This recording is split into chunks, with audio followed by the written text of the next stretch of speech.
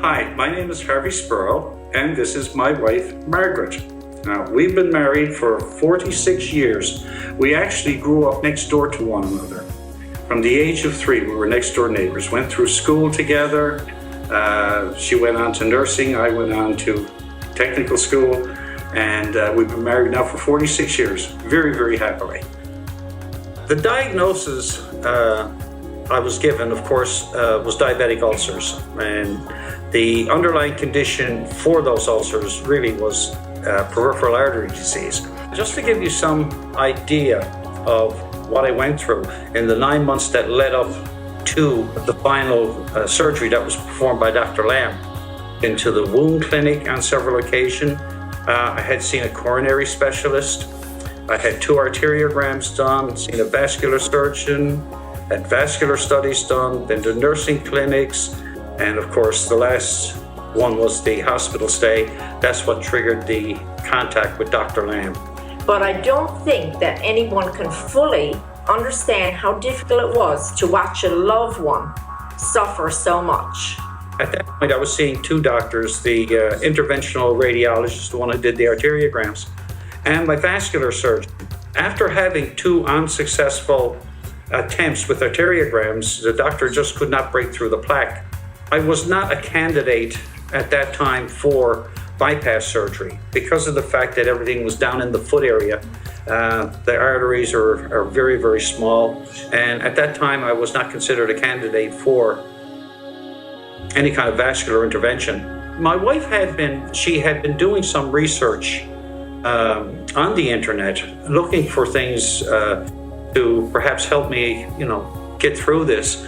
Not expecting much of anything, I don't think, at the time. My reaction after learning that my husband was going to have an amputation was that if this was me, I would go to the ends of the earth to find a solution. And I did, the excimer laser. The first thing she found, incidentally, was this, if I may show this. This was an online or a mail online publication that showed a Dr. Joe Brooks. And I think this was done in 2010, and it showed him successfully doing those procedures. That sort of caught her interest, to say the least. There was no hesitation on my part. As, like I said, I had read all of these success and good news stories from so many families. And considering the unsuccessful treatments and increasing pain that Harv had suffered in the prior 9 months, we had no other option but to hope and pray that this procedure would work for him, and it did.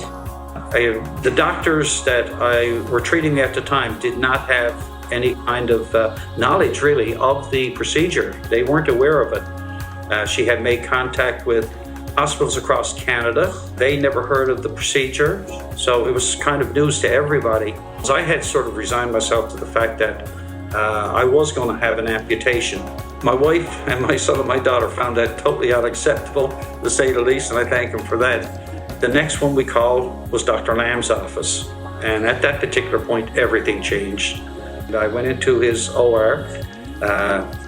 He had his staff there, and I think one of the Spectranetics representatives was there as well, thankfully. The procedure took probably about 45-50 minutes, and once he was finished, I had gone from virtually 0% blood flow to 96%, which was amazing. I mean, I had not expected that. When I woke up and he told me that it had been 100% successful, I was totally astonished, to say the least.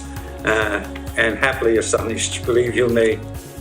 Since then, now this has been 25 months on, the blood flow is still excellent. There's been virtually no change, which is amazing. What I plan to do in the future has been changed enormously with this procedure, not having to have an amputation. In fact, my prognosis is excellent.